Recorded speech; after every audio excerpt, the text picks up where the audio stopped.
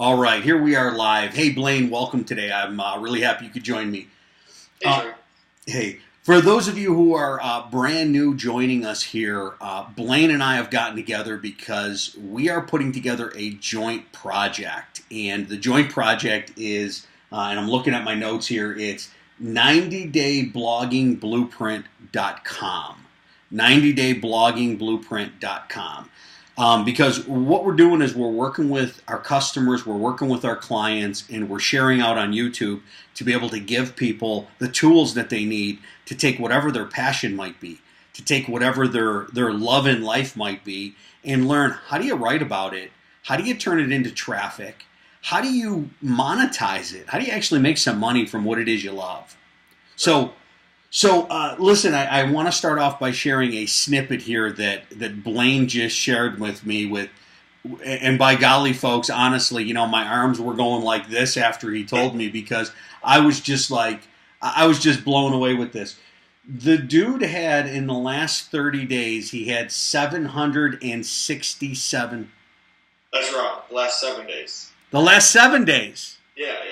The last 7 days, 767 visitors to his website. Okay, so I don't know about you, but that's pretty impressive. Not too bad. Free traffic. Free traffic. So what we're going to talk about here today, the topic of this post is keywords. Keyword research. How do you do keyword research? What are you looking for with keyword research? And maybe I'll expand on that just a little bit, and I'll ask you, how do we optimize for search engine optimization as it relates to the keyword research? So why don't you give us some feedback, Blaine? Okay.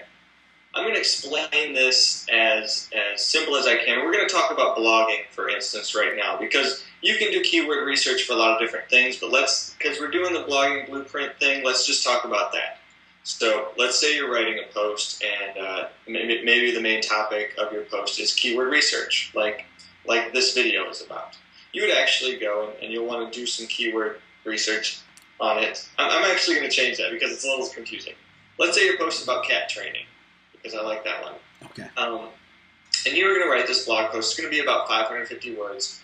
You're actually going to want to go and use something, if you don't want to spend any money, use the Google Keyword Tool. It's free. You just search for Google Keyword Tool and it'll pull up.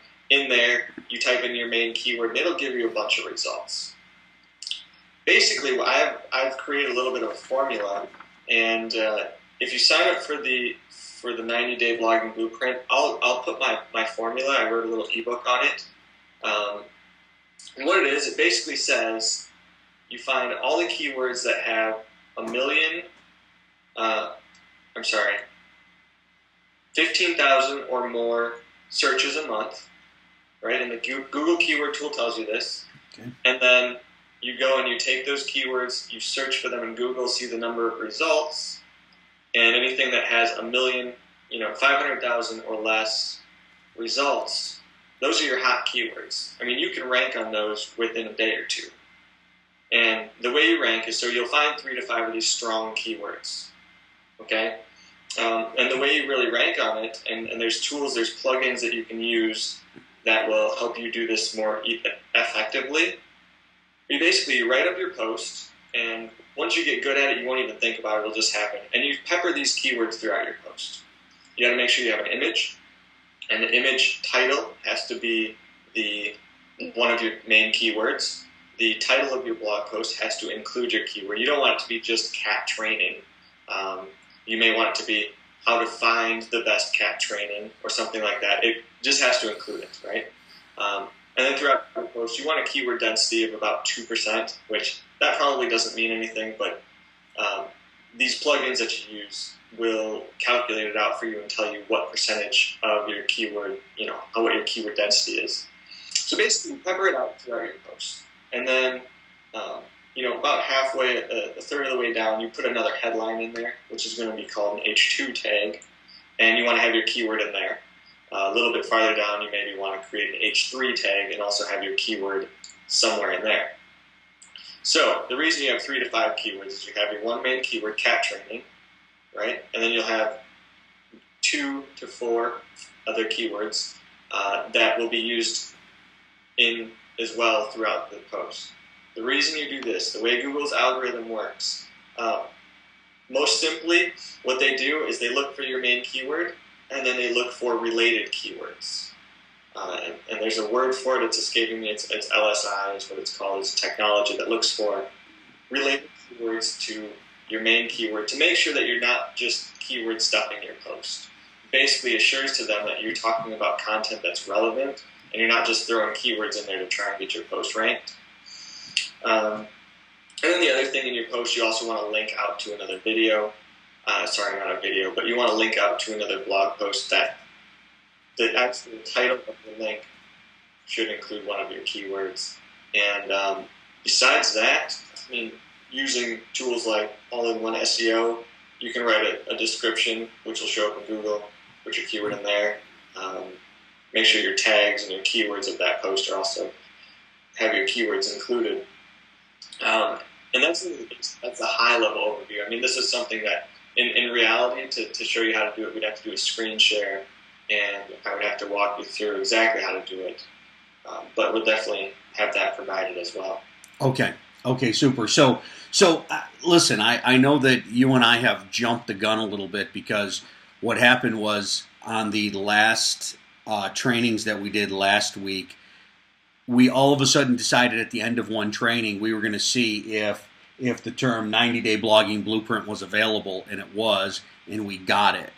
Mm-hmm. I know we've talked about it a few times. The fact is that I don't even think there's a landing page there yet.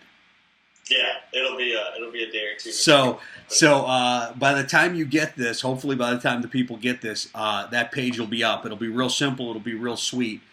But opt in, because what we've talked about doing is putting together literally a 30-day blueprint that'll give day-by-day action steps, what people need to engage in each day, so they have a clear plan of action that can be implemented. Exactly. So real quick, I looked up for you while you were explaining that. It says latent semantic indexing. Right. That's why I couldn't remember it. That's really key when you're creating these blog posts, because in keywords in SEO, there's two types of SEO. There's on-page and there's off-page. The on-page stuff is everything that's in your blog post. The off-page stuff are articles, links, and everything else that points back to your blog post. So if you're missing one or the other piece, you won't get the desired results of all this free traffic that we've been talking about, right? Interesting. So I'm more concerned, if you're writing posts, write one consistently every day and try to do the on-page SEO.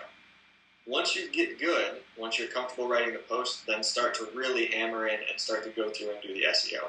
Because it's more important to have your consistency than to really worry and fuss over all the technical stuff.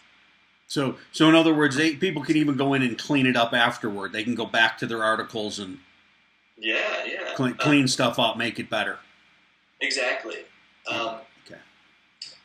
We can go back through and clean it up later, and you'll actually see some improvements on your results and your improvements on your rankings. It's best if you can do it up front, but Google still cares more about your consistency. Okay. Okay. So when people go through this, when they go through this 90-day blogging blueprint, are you going to talk to them in one of the segments about like plugins and stuff like that on how to optimize it?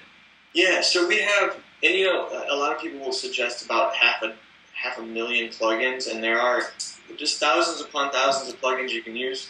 Whole nother video, but in essence, I use about 6, maybe 10 plugins for most of my blogs that I build for myself and my clients. Okay. And that's all you need.